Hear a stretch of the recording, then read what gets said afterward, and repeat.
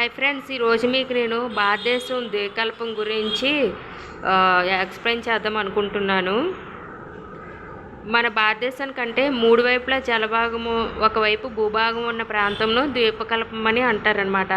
భారతదేశం తూర్పున బంగాళాఖాతం, దక్షిణాన హిందూ మహాసముద్రము, పశ్చిమాన అరేబియా సముద్రం ఉన్నది. ఉత్తరం దిక్కున భూభాగం ఉండటం వల్ల భారతదేశమును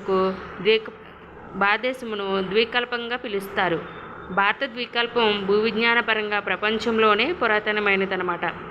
మూడు వైపులా జలభాగం అంటే నీరు ఉంటుందన్నమాట. మూడు వైపులా నీరు ఉండటం వల్ల, అలాగే ఒకవైపు భూమి ఉండటం వల్ల ఉన్న ప్రాంతాన్ని ఏమంటామంటే ద్వీపకల్పంగా పేర్కొంటారనమాట.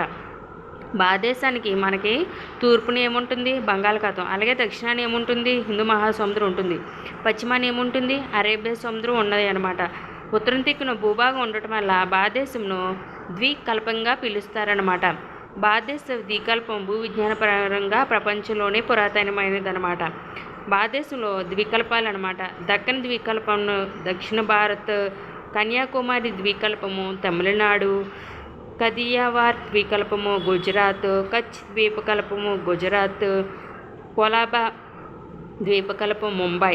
ప్రపంచంలో అతిపెద్ద ద్వీపకల్పములు అరేబియా ద్వీపకల్పము, భారత దక్కన్ ద్వీపకల్పము, ఆగ్నేసియా లేదా ఇండో చైనా ద్వీపకల్పం, సోమాలియా ద్వీపకల్పం.